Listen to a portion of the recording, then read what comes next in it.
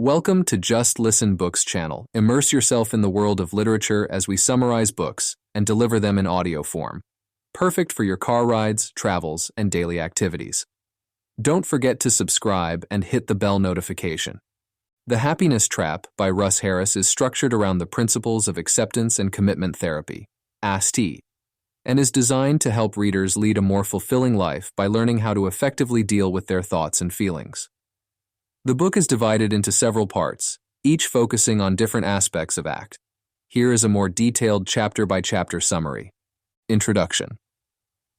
Harris introduces the concept of the happiness trap, explaining how conventional approaches to happiness can actually lead to more stress and frustration. He proposes ACT as a more effective way to achieve well-being. Part 1. The Happiness Trap. Chapter 1. What is the happiness trap?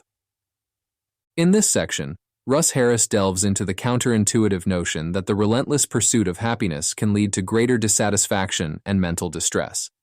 He challenges the widely held belief that happiness is a constant state of positivity and pleasure, arguing instead that true well-being comes from embracing the full spectrum of human emotions, including those deemed negative or uncomfortable. Harris explains that by trying to avoid or suppress negative emotions, individuals actually fall into the happiness trap, where the avoidance itself becomes a source of stress and unhappiness. He posits that a more fulfilling life is achieved not by eliminating negative feelings, but by learning to accept and coexist with them. This acceptance allows individuals to respond to life's challenges with greater flexibility and resilience. Chapter 2. How the Happiness Trap Ensnares Us. Here, Harris explores the various ways society and culture contribute to the happiness trap. He points out how media, advertising, and certain self-help ideologies promote an unrealistic image of happiness as a perpetual state of joy, success, and fulfillment. This cultural narrative sets up unrealistic expectations, leading people to believe that if they're not always happy, there must be something wrong with them. Harris also discusses how this societal pressure to be happy leads to a range of behaviors aimed at avoiding or numbing uncomfortable emotions, such as overconsumption, substance abuse, and constant seeking of entertainment. These strategies, while offering temporary relief, ultimately reinforce the happiness trap by preventing individuals from dealing with their emotions in a healthy and constructive way. Through these chapters, Harris sets the stage for introducing acceptance and commitment therapy, ACT, as a means to escape the happiness trap. He emphasizes the importance of developing psychological flexibility, which involves opening up to the full range of human experiences and taking action in line with one's values, even in the face of discomfort and adversity. Part 2. Transforming Your Inner World. Chapter 3. The Great Escape. In The Great Escape, Russ Harris introduces the concept of cognitive diffusion, a cornerstone of acceptance and commitment therapy, ACT. Cognitive diffusion involves learning to observe and detach from one's thoughts, rather than getting caught up in them or treating them as literal truths. Harris explains how individuals often become fused with their thoughts, mistaking them for reality, which can lead to distress and unhelpful behaviors. Through cognitive diffusion, individuals learn to see thoughts as just mental events that pass through the mind, rather than commands that must be followed or problems that need to be solved. Harris provides practical techniques for creating distance from thoughts, such as imagining them as leaves floating down a stream or words written on clouds drifting by. This distancing allows individuals to respond to their thoughts with greater flexibility and choose actions aligned with their values rather than being driven by their thoughts. Chapter 4. The Struggle Switch. Chapter delves into the human tendency to resist and struggle against uncomfortable or negative emotions, such as anxiety, sadness, or anger. Harris argues that this resistance often amplifies the very emotions one is trying to avoid, creating a vicious cycle of distress. He likens this to a struggle switch that, when flipped on, intensifies the struggle with emotions. Harris suggests that turning off the struggle switch through acceptance is a more effective strategy. Acceptance involves allowing emotions to be present without trying to change or judge them. It's about making peace with the full range of human emotions and recognizing that they are transient and natural parts of the human experience. Harris emphasizes that acceptance is not about resignation or giving up, but about adopting a more compassionate and open stance towards oneself and one's emotions. Chapter 5. True Blues. In this section, Harris addresses the inevitability of sadness in everyone's life, challenging the notion that happiness means the absence of sadness. He argues that sadness, like all emotions, has its place and purpose in human life. Instead of trying to avoid or suppress sadness, Harris advocates for making space for it, allowing it to be felt and expressed in healthy ways. Harris discusses how acknowledging and accepting sadness can lead to deeper personal growth and emotional resilience. He offers strategies for sitting with sadness, such as mindfulness practices and self-compassion exercises, which help individuals stay present with their feelings without being overwhelmed by them. Chapter 6. The Reality Slap. The reality slap refers to the painful experience of facing a reality that starkly contradicts one's hopes, dreams, or expectations. Such moments can be profoundly disorienting and painful, leading to a range of emotional responses, including denial, anger, and despair. Harris provides guidance on how to cope with these challenging moments through acceptance and mindfulness. He emphasizes the importance of grounding oneself in the present moment and engaging with life as it is, rather than how one wishes it to be. Harris also discusses the concept of radical acceptance, fully accepting reality in all its aspects, which can lead to a more authentic and fulfilling engagement with life. Chapter 7. The Revolution. This chapter introduces the concept of self as context, a revolutionary idea in Aika that helps individuals understand that they are not defined by their thoughts, feelings, or experiences. Instead, the self as context is the perspective from which one observes these mental and emotional events. It is the sense of consciousness that is constant and unchanging, even as thoughts and feelings come and go. Harris explains how identifying with the self as context can lead to greater psychological flexibility and well-being. It allows individuals to maintain a sense of continuity and wholeness, even in the face of changing circumstances and emotional states. This perspective fosters a deeper sense of compassion towards oneself and others, and opens up new possibilities for how to engage with the world. Through these chapters, Harris lays out the foundational principles of ACT, providing readers with practical tools and strategies to transform their inner world and develop a more accepting, mindful, and values-driven approach to life. Part 3.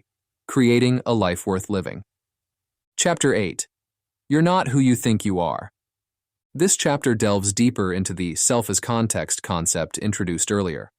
Russ Harris explains how identifying solely with our thoughts, feelings, and roles in life can lead to a narrow and rigid sense of self.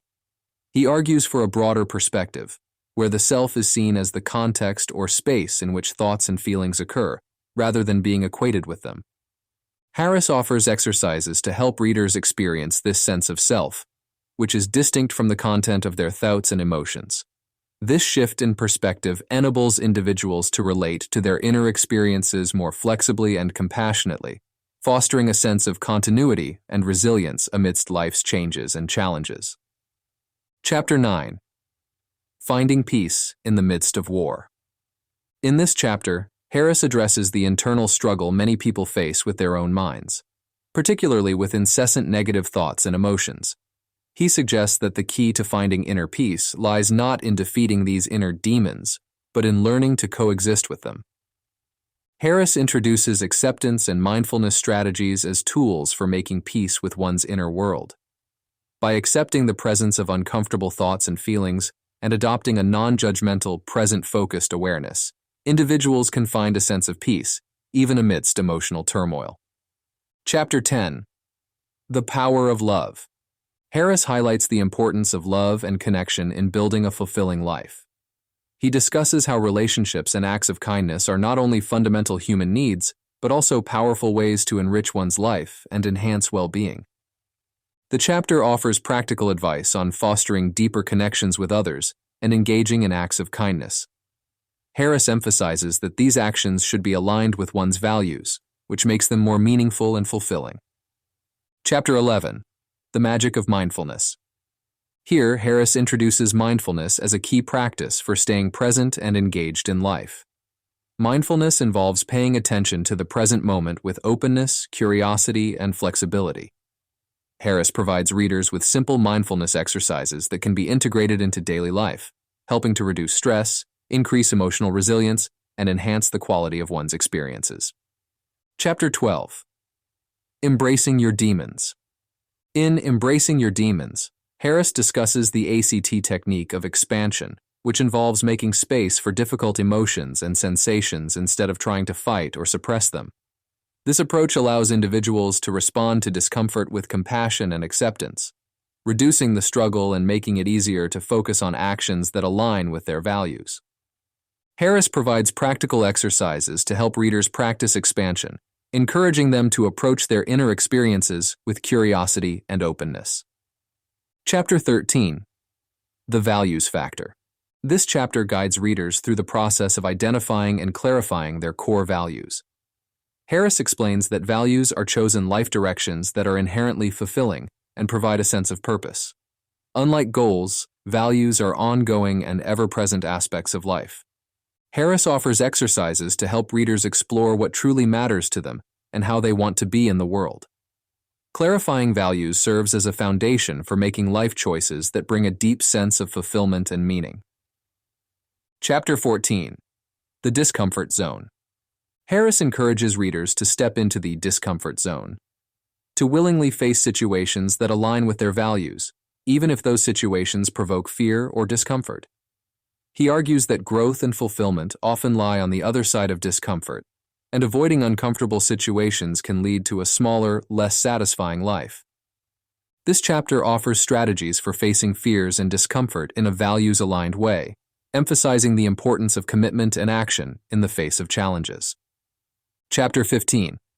Creating a Fulfilling Life. In the final chapter of this section, Harris provides practical advice for taking committed action towards a fulfilling life. He discusses how to set meaningful goals based on one's values, and how to take consistent, effective action towards these goals, even in the face of obstacles and setbacks. Harris emphasizes that a fulfilling life is not free from pain or difficulty, but is characterized by engaging fully with life, guided by one's values. He encourages readers to embrace life's challenges as opportunities for growth and fulfillment. Through these chapters, Harris equips readers with the tools and perspectives needed to build a rich, meaningful life that is aligned with their deepest values, even amidst the inevitable challenges and uncertainties of life. Conclusion. Harris wraps up by reinforcing the idea that escaping the happiness trap involves embracing life with all its complexities, including the uncomfortable or painful parts, and taking action based on what truly matters to the individual. Each chapter provides practical exercises and strategies for readers to apply ACT principles in their daily lives, aiming to help them move beyond the happiness trap and build a rich, meaningful life. Thank you for staying with us until the end. Your support means the world to us. Click subscribe and hit the bell to be the first to enjoy our upcoming audiobooks. Together, let's continue this amazing journey through stories and tales.